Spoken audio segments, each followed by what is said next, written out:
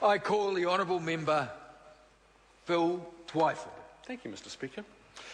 This is a government that has made a habit of attacking local government, actually, over the last 4.5 years. Local government councils have been the whipping boy of choice for this John Key, Peter Dunn, John Banks national government for the last 4.5 years.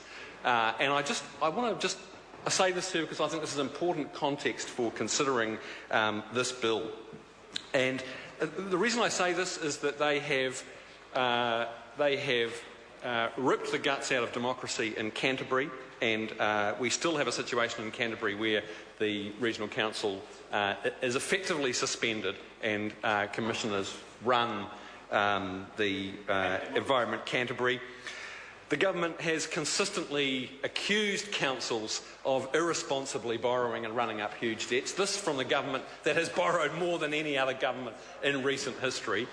They have accused councils of poor financial management. Again, that is a bit rich. They have put pressure on councils to sell publicly owned assets because this government believes in flogging off anything that's not nailed down. They have accused council planners of trying to wreck the macroeconomy, as Bill English said the other day. And in fact, this government is blaming local government for the housing crisis. That is a direct result of this government's policy settings, sir. So it's not, I think, putting too fine a point on it to say that this government has waged a campaign against local government consistently since it was elected in 2008, and it has systematically chipped away at the powers and freedoms of local government on all those issues that I mentioned, sir. I say that because there's an irony that this government would bring a bill to this House that seeks to lecture and mentor local government on ethical standards and accountability. I find that heavily ironic, sir, that this government would set itself up to be a model of accountability and ethical standards and tell local government what to do in those areas. Now, my colleagues have made it very clear that Labor supports this bill. It is an overdue clean-up and upgrade of the electoral law, in particular the rules relating to campaign finance in local government elections. We support it. It's a no-brainer. There are a number of things in here which significantly improve local government law, but nevertheless it is ironic that this government would seek to set itself up as some kind of mentor to local government on ethics and accountability. And nothing makes that clearer, Mr Speaker, than the fact that this bill really is the John Banks Memorial Bill. That's what it is. I'm quoting my fine colleague Carol Beaumont, who coined that name for the bill.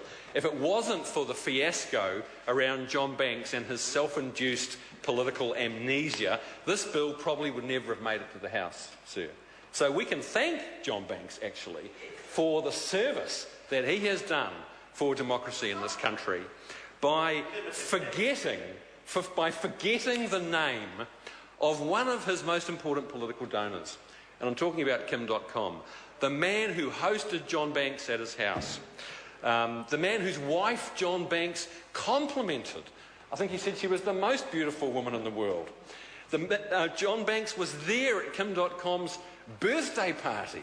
He made the toast in front of dozens and dozens of guests. He was flown from Mechanics Bay to the Costco mansion in the Prime Minister's electorate in Kim.com's helicopter. You would think he would remember that. But no, Mr Banks has a very, very poor memory. And all this came out, sir, as students of politics will remember, when it emerged that John Banks had received a hefty donation from Kim.com to his mayoral campaign in 2010. And I think one of the most poignant images that I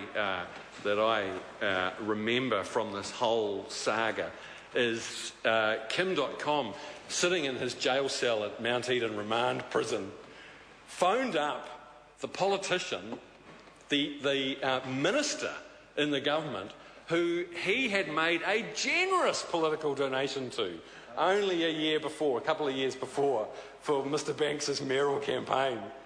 And Kim.com is using his one phone call a day, calling from the Mount Eden remand prison, and he dials the mobile phone number of Mr Banks, his good friend, the person he'd entertained in his mansion at Coatesville. And what does Mr Banks do? He refuses to take Kim.com's call. He refuses to even talk to the man who contributed, how much was it? $15,000? How much was it? Was it thousands and thousands of dollars? $50,000. That's right. 2 lots amounted to $50,000, and poor old Kim.com couldn't even get through to Mr Banks. Mr Banks wouldn't even take his call. What an indignity. What an absolute indignity. How humiliating that the Honourable John Banks, who sits in this House as a minister in the John Key-led government, wouldn't even take the call of the man who gave $50,000 to his mayoral campaign. What an extraordinary act of bad faith. I mean, he could have at least taken Kim.com's call and had the gumption to tell Kim.com that no, he wasn't prepared to help the man who wrote two $25,000 cheques to help his campaign.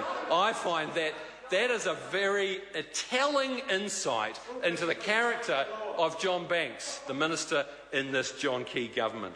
And I think that says it all, sir, that not only did John Banks refuse to take the call from Kim.com languishing in the Mount Eden remand prison, but somehow he then forgot, when he went to fill out his donations return for the 2010 mayoral election campaign, he somehow forgot that it was Kim.com who made those donations, even though he was in the helicopter, even though he toasted Kim.com's wife at the party at the Costco mansion, even though John Banks himself solicited those donations. And in fact, asked Mr. .com not to write a cheque for $50,000, but in fact to write 2 cheques of $25,000.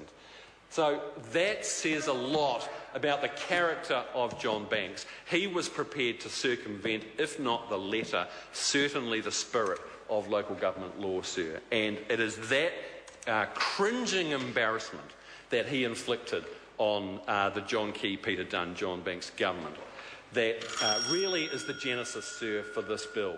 And we are glad, sir, on the Labor benches to see that there are some sensible limits on campaign finance improvements in terms of disclosure and transparency.